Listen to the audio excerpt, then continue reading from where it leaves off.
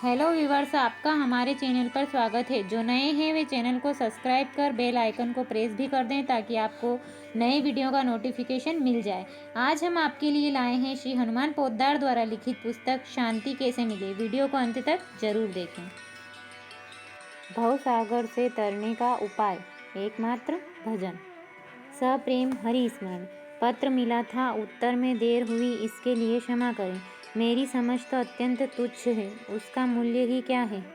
परंतु ऋषि प्रणीत शास्त्रों एवं अनुभवी महात्माओं की यही घोषणा है कि भगवान के भजन के बिना जीव का भवसागर से निस्तार कभी नहीं हो सकता। भजन करते करते जब अंतःकरण की शुद्धि होकर भगवान के प्रति आत्मसमर्पण हो जाता है, जब वह केवल भगवान को ही अपना सर्वस्व समझकर यह पुकार उठता है, पिता माता सुहृद बंधुर भ्राता पुत्र त्वमेव मे विद्याधनं च कामं च नान्यंत किंचित्वा बिना। मेरे पिता माता सुहृद मित्र भ्राता पुत्र विद्या धन और समस्त काम केवल एक तुम ही हो, तुम्हारे बिना कुछ भी मेरा नहीं है। तब भगवान उसे अपना लेते हैं और तभी वह भवसागर से तरकर कृतार्थ हो जाता है। श्री रामचरितमानस में भगवान श्री रामचंद्र जी के वचन हैं, जननी जनक बंधु सुत दारा तनुधून भवन सुहद परिवारा। सबके ममता ताग बटोरी, मम पद मनहि बांध बरिडोरी। अस सज्जन मम उर बस कैसे, लोभी हृदय बसई धनु जैसे। जो माता पिता बंधु पुत्र स्त्री शरीर धन मकान सुहद और परिवार सबकी ममता के धागों को बटोर कर, उसकी मजबूत डोरी बट कर उससे अपने मन को मेरे पद से या चरण कमल से बांध देता है, अर्थात सब जगह से ममता खींचकर एकमात्र भगवान को ही जो ममता का विषय बना लेता है, ऐसा वह सज्जन मेरे भगवान के हृदय में वैसे ही बसता है जैसे लोभी के हृदय में धन बसता है। अभिप्राय यह है कि भगवान उसको कभी अपने मन से उतारते ही नहीं, अत्यंत प्रेम से उसे सदा अपने हृदय में रखते हैं। इसलिए यही बात माननी चाहिए कि एकमात्र भजन ही ऐसा साधन है जिससे श्री भगवान हमारे हो जाते हैं। रामचंद्र के भजन बिनु जो चह पद निर्वाण, ज्ञानवंत पिसो नर पशु बिनु पूछ विपान। लगन होने पर भजन में कोई बाधा नहीं दे सकता। प्रिय महोदय, सादर सप्रेम हरि स्मरण। आपका पत्र मिला। आप लिखते हैं कि मैं गृहस्थाश्रम में फंसा हूँ, परिवार पालन के लिए धन कमाना पड़ता है। इस अवस्था में साधन भजन कब और कैसे करूँ। आपका लिखना बहुत ठीक है। ऊपर से देखने पर आपकी बात बहुत ही ठीक है और युक्ति युक्त प्रतीत होती है, और यह भी कोई नहीं कह सकता आप अपने परिवार पालन के कार्य को छोड़ दें। परंतु यदि गहराई से विचार किया जाए तो मालूम होगा कि यह विचार वस्तुतः हमारे मन का धोखा ही है। भजन साधन में लगन और रुचि होने पर उसमें कोई भी बाधा नहीं पड़ सकती। शास्त्रों में उदाहरण दिया गया है कि परव्यसनिनी नारी दिन भर घर के काम काज में लगी रहती है, किसी काम में त्रुटि नहीं करती, पर उसका मन दिन रात अपने इच्छित विषय में लगा रहता है, उसे वह भूल नहीं सकती। इसी प्रकार साधक गृहस्थी के सारे कर्म सुचारू रूप से करता हुआ ही चित्त वृत्ति को भगवान के भजन में संयुक्त रख सकता है। भगवान ने श्रीमद् भगवद गीता में अर्जुन को सब समय में अपना श्री भगवान का स्मरण करते हुए युद्ध करने की आज्ञा दी है। तस्मात् सर्वेषु कालेषु मामनुस्मर युद्ध च।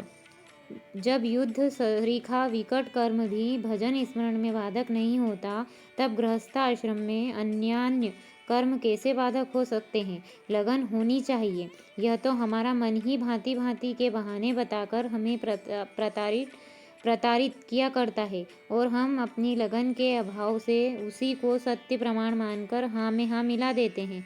यदि आप इस बात को भली भांति समझ लें और विश्वास कर लें कि मानव जीवन का चरम और परम उद्देश्य भगवत प्राप्ति ही है, भगवान की प्राप्ति के बिना जीवन व्यर्थ है, और साथ ही यह भी विश्वास कर लें कि संसार के विषय विषरूप हैं, इनके सेवन से बार बार मृत्यु के मुख में पड़ना पड़ेगा, तो आपकी अपने आप ही विषय भोगों से अरुचि हो जाए और आप भगवान को भजने लगें।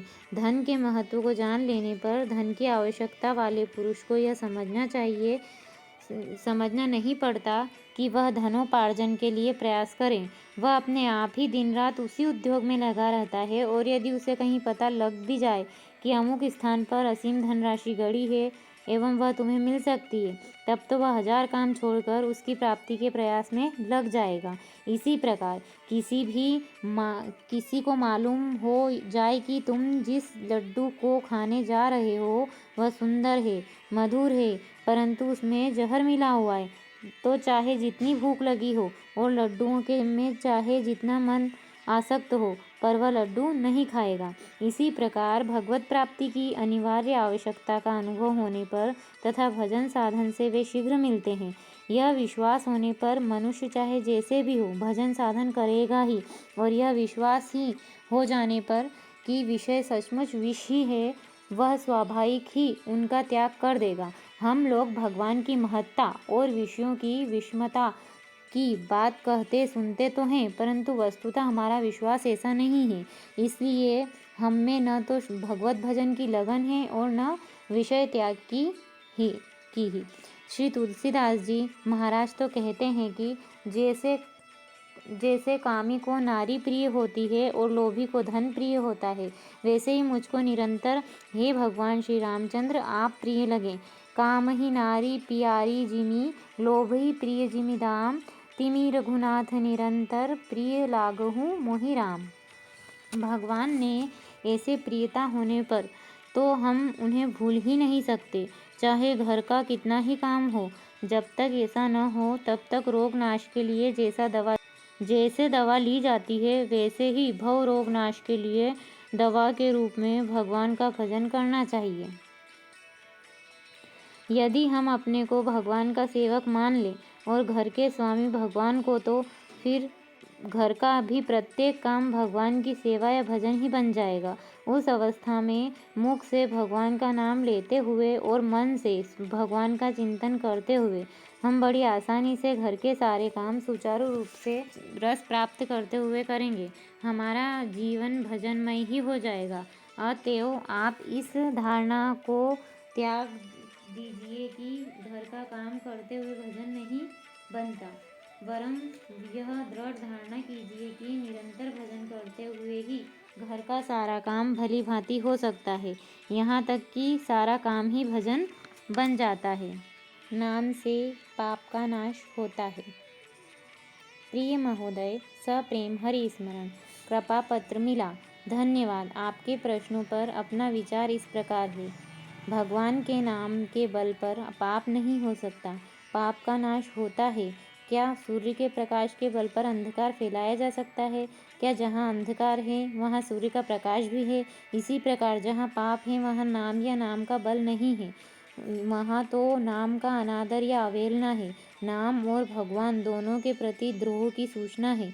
दूसरे शब्दों में वह महान नामापराध है। इसका दंड है अंधत्मसाच्छन्न घोर नरक। नाम वह अग्नि है जो पाप राशि के ईंधन को जलाकर भस्म कर देती है। उस आग से पाप का नया ईंधन नहीं निकल सकता। सूर्य का प्रकाश रात्रि के गहन अंधकार को विलीन कर देता है। उस समय नूतन अंधकार की सृष्टि नहीं हो सकती। जो नाम की शरण लेता है वह भगवान के प्रति श्रद्धालु होता है।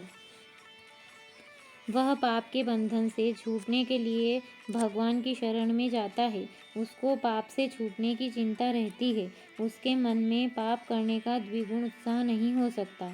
वह पुराने अभ्यासवश विवश होकर पाप कर सकता है, फिर असावधान होता है, फिर फिसलता है। इस प्रकार की दशा उसकी ही हो सकती है, किंतु वह पाप से दूर रहने के लिए ही प्रयास करता है। पाप हो जाने पर उसके मन में बड़ी ग्लानि होती है। वह अपार वेदना का अनुभव करता है। प्रभु से रो रो कर प्रार्थना करता है कि मुझे पापों से बचाइए। ऐसे साधक को भगवान बचा लेते हैं। वह पहले का पतित है, भगवान की शरण में आकर उसके नाम की गंगा में नहाकर पवित्र हो जाता है। अतएव भगवान पतित पावन है। यदि भगवान की शरण में आकर भी कोई पापाचारी पतित बना रह जाए, तभी उसकी पतित पावनता में संदेह किया जा सकता है। मनुष्य पहले कितना ही दुराचारी क्यों न रहा हो, यदि नाम और भगवान की शरण ग्रहण कर लेता है, तो भगवान के शब्दों में उसे साधु ही मानना चाहिए, क्योंकि अब उसने ठीक रास्ता पकड़ लिया है। उत्तम निश्चय को अपना लिया है। साधुरेव न मन्वयः सम्यग्व्यवसितो हि सः। अब वह पापी नहीं हो रहेगा, पाप में उसकी प्रवृत्ति नहीं होगी। उसको तो अब शीघ्र ही परमात्मा बनना है। क्षिप्रम भवति धर्मात्मा। पर जो भगवान का नाम लेकर पाप करता है वह तो असुरों और दैत्यों की भांति भगवान के साथ खुला विद्रोह करता है। असुरों और दैत्यों ने भगवान विष्णु को अपना शत्रु समझा था, अतः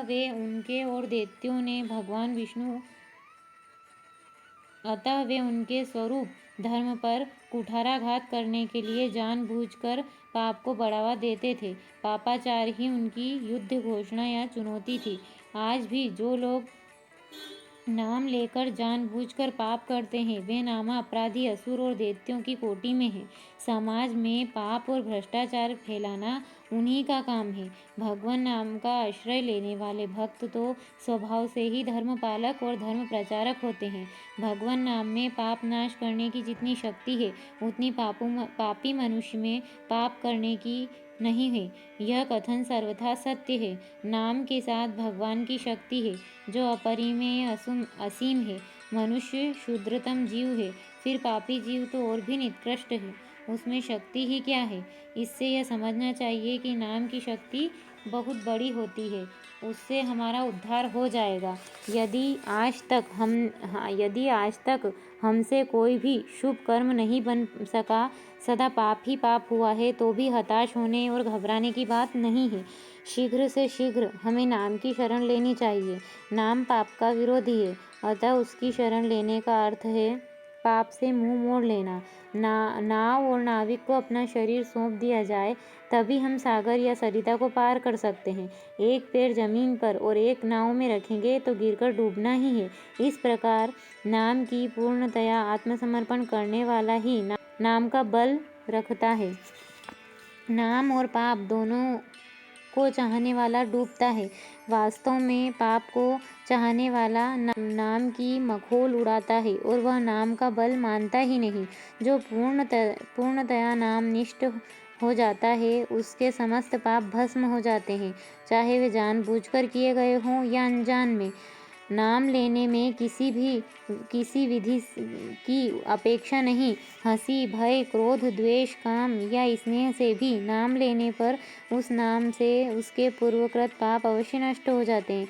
परंतु जब वह अपना यह पेशा बना लेता है कि मैं पाप करूँगा और नाम लेकर उन्हें नष्ट कर दूँगा, तब वह नामापराधी हो जाता है। उस दशा में नामापराध नामक नूतन और बड़ा भयंकर पाप वह कर बैठता है। यही उसको डुबो देता है। इससे बचना चाहिए। कारण का संयोग मिल जाने पर कार्य हो ही जाता है। यदि हंसी मजाक क्रोध द्वेष से भी किसी के शरीर से आग की चिंगारी छुआ दी जाए तो उसमें जलन होगी ही। बालक को विष के गुण का ज्ञान नहीं है, उसके प्रभाव पर उसकी श्रद्धा या विश्वास नहीं है, तो भी उसे खाने पर उसकी मृत्यु ही हो जाएगी। इसी प्रकार नामोच्चारण मात्र से पाप का नाश होता है, भले वह हंसी में भय से या द्वेष से लिया गया हो। अनिच्छा से या मन को और बातों में लगाए रखकर भी यदि हम भोजन करते हैं तो भी उससे भूख तो मिट ही जाती है। इसी प्रकार अन्य मनस्क होकर भी नाम लेने से पाप नाश हो ही जाता है। हाँ, जब हम पाप करके नाम से उसे मिटा देने की भावना रखकर बार बार नाम लेते और पाप करते रहेंगे तो एक नवीन अपराध बनता जाएगा, जिसे हम नामा अपराध कहते हैं। यह समस्त पापों से बढ़कर है। नामा अपराध से छुटकारा भी तभी मिलता है जब पाप से सर्वथा बचे रहने तथा भविष्य में नामा अपराध न करने की दृढ़ प्रतिज्ञा मन में लेकर एकनिष्ठ होकर भगवान नामों का अधिकाधिक जप किया जाए, क्योंकि नामा अपराध का पाप भी नाम ही हरता है। शेष भगवत कृपा।